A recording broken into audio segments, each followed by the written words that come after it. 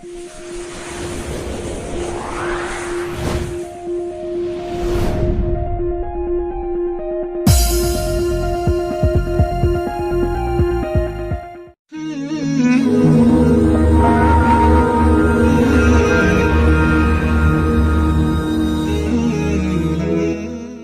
لشکر آپس میں لڑ رہے ہیں ایک میدان میں۔ ایک جنگلی بدوؤں کا قافلہ، جنگل کے لوگ اپنے قبیلے کو لے کر، ایک جنگلی قبیلہ اپنے سردار کے ساتھ نقل مکانی کر رہا ہے ایک جگہ سے دوسری جگہ۔ اللہ کا نظام کہ یہ لوگ چلتے چلتے چلتے اس وادی میں پہنچ گئے جہاں جنگ ہو رہی ہے، دو لشکر آپس میں لڑ رہے ہیں۔ جب یہ وہاں پہنچتے ہیں تو ایک لشکر کے قدم اکھڑ رہے ہیں اور دوسرا غالب آ رہا ہے۔ ان کو نہیں پتا شکست کھانے والے کون ہیں اور فتح پانے والے کون ہیں، ان کو نہیں پتا۔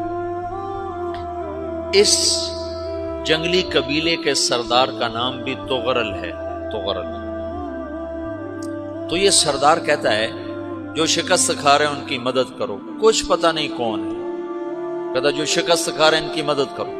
تو 400 وحشی جنگلیوں نے فاتح لشکر کے پیچھے حملہ کر دیا۔ تو ایک کافی ہوتا تو 400 دوڑ دوڑ جب تلواریں پڑیں تو چند لمحوں میں نقشہ بدل گیا، بھاگنے والے جم گئے اور جمنے والے بھاگ پڑے۔ جب جنگ ختم ہوئی تو شکست خوردہ لشکر کے بادشاہ نے ان کو بلایا، اسے پوچھتا ہے مجھے جانتے ہو میں کون ہوں؟ کہا نہیں۔ کہا تو تم نے میری مدد کیوں کی؟ کہا انسانی ہمدردی کی وجہ سے، تمہیں شکست ہو رہی تھی اس لیے تمہاری مدد کی۔ اور اس نے اپنا تعارف کرایا، میں ہوں سلیمان سلجوقی ترکی کا بادشاہ۔ مسلمانوں کا لشکر تھا اور تاتاریوں سے شکست کھا رہا تھا، تاتاری فتح پا رہے تھے، مسلمان شکست کھا رہے تھے۔ تو وہ اللہ کی غیبی مدد بن کر آئے۔ تو وہ اس سے کہتا ہے میرے ساتھ رہنا پسند کرو گے؟ تم نے میرے اوپر احسان کیا ہے، میں اس کا بدلہ دینا چاہتا ہوں، میرے ساتھ رہنا پسند کرو گے؟ کہنے کا کر لوں گا۔ تو اس نے اس کو لے کر ترکی آیا، اور استنبول اس وقت روم کی حکومت میں تھا، اسے فتح کیا اس تغرل کے آگے چوتھے پانچویں پڑپوتے محمد فاتح نے۔ تو یہ استنبول ہے، یہ ترکی ہے، بیچ میں ایک چھوٹا سمندر ہے، یہاں ایک جاگیر ہے۔ تو سلطان سلیمان کہتا ہے یہ جاگیر تجھے وقف ہے، ادھر سے رومی مجھے تنگ کرتے ہیں حملے کر کر کے، تو میرا دفاع کرتے رہنا، یہ جاگیر تیری۔ اس جاگیر پہ اس نے اپنے قافلے کو آباد کر دیا، اپنے قبیلے کو، اور ایک چھوٹی سی حکومت بنا لی، جو ایک صوبہ سمجھو سلمان سلجوقی کا، وہ ایک چھوٹا سا صوبہ ہے۔ وہاں جب یہ رہ پڑا تو پھر یہ ایک شیخ کے بیعت ہوتا ہے، وہاں شیخ طریقہ میں ان کے یہ بیعت ہونے جاتا ہے۔ وہ اس کو رات اپنے پاس ٹھہراتا ہے، تو ایک کمرے میں ان کو ان کا خادم ٹھہراتا ہے۔ یہ جب کمرے میں جاتا ہے تو سامنے دیوار میں طاقچے پر قرآن پڑا ہوا ہے۔ تو یہ تغرل بیگ کہتا ہے یہ کیا ہے، یہ کیا ہے؟ تو وہ خادم کہتا ہے یہ کتاب اللہ ہے، قرآن ہے۔ وہ اس کو وہاں چھوڑ کے باہر چلا جاتا ہے۔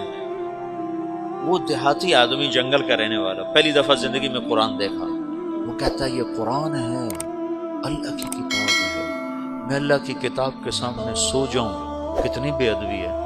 تو اس نے اسے قرآن اٹھایا اور سر پہ رکھا اور کھڑا ہو گیا، ساری رات قرآن سر پہ رکھ کے کھڑا رہا۔ رات کے پچھلے پہر اس کو خواب آیا،